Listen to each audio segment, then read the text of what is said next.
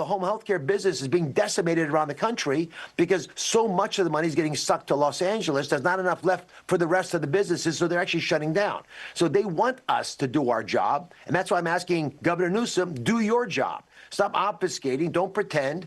This is a real problem. People are dying.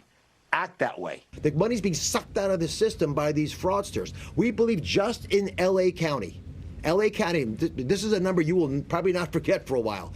18% of all of the home healthcare billing in the entire United States is done here. 18% of the whole country's home healthcare billing is coming out of Los Angeles County. How is that possible? We believe just in this county, from the estimates we've heard today, it's about $3.5 billion just in L.A. County from hospice and home healthcare. Welcome back. That's Dr. Oz on the major frauds he's battling in California. The Justice Department is now investigating nearly $4 billion in hospice care fraud alone just in California. But while Dr. Oz is fighting fraud, Governor Gavin Newsom is doing things like sitting for magazine profiles like the new one in Vogue. Vogue called Newsom, quote, embarrassingly handsome, at ease with his own eminence, the executive strut of a self-made millionaire. Joining us now, the host of Fox News My View with Lara Trump. Lara, it's so good to see you. So let's show it. Vogue reports that Newsom is, quote, setting his own rules. But rules for what? California ranks the worst in affordability, taxes, and business climate. It's losing potentially $1.3 trillion because of that potential new wealth tax and 50,000 workers. What do you make of what's going on? Yeah, well, this wasn't maybe not his best move, and he's done some pretty bad moves. He's made some pretty bad choices. This Vogue profile has done him no favors, that's for sure. I saw a comment, Liz, on this earlier that said, beauty is skin deep, but incompetence is to the bone. And I think that is very accurate in its reflection of Gavin Newsom. To your point, California is a disaster. California has kind of the worst track record of any state in the country. It's the reason so many people are moving out of the state. And I think a lot of us assume that Gavin Newsom is trying to tee up a 2028 presidential bid. The problem he's going to have is that people are going to look at his track record as governor of the state of California, and he has nothing positive to show for it. So while he can try to do all these flowery profiles he wants, when people are actually suffering in his state, whenever he's got the highest homelessness, the highest state taxes of anywhere in the country, that is not going to bode well for him. One thing we learned from President Donald Trump is that the voters in this country like authenticity. They like somebody, even if they don't love how it is said, who says it like it is. And that's why Donald Trump was elected in 2024 in such an overwhelming way.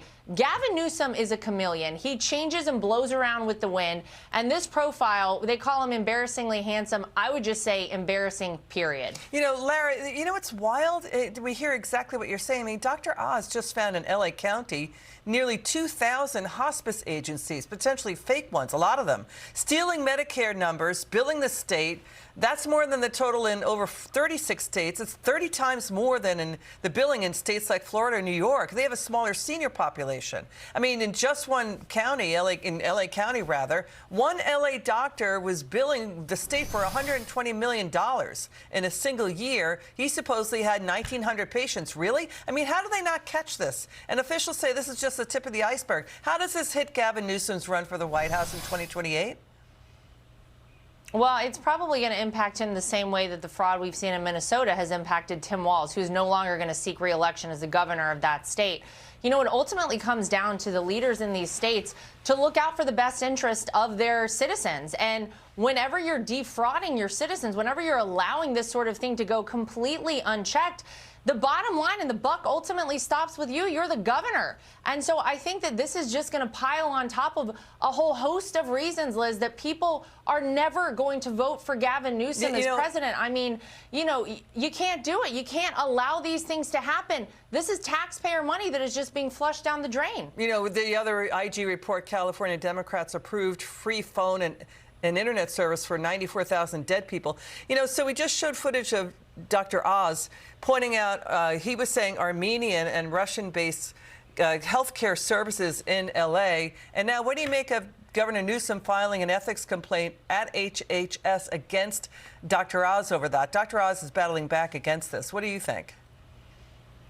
Yeah, well, I think the American people have demanded, we saw with Doge how popular that was about a year ago. They've demanded accountability and they've demanded transparency in these spaces. The fraud, waste, and abuse in our country has gotten totally out of control. Most people assume that what we saw in Minnesota was just the tip of the iceberg. The DOJ right now has a fraud enforcement division they just opened up to tackle things like this, to go after this money and ensure that we get to the bottom of what's been happening. I assume Gavin Newsom did that because he has no other recourse and no way to account for any of this. But good on Dr. Oz, good on our Department of Justice and this president for saying, you know what, we're not going to allow this sort of thing to happen. It's going to stop. It's going to stop under this administration, and we're going to lock up the bad guys and hold people accountable. $2.3 trillion in overpayments since 2004, Lara. That could go to toward a lot of bonuses and raises for teachers, cops, and firemen, and first responders and healthcare workers. Lara Trump, thank you so much. Good to see you. Not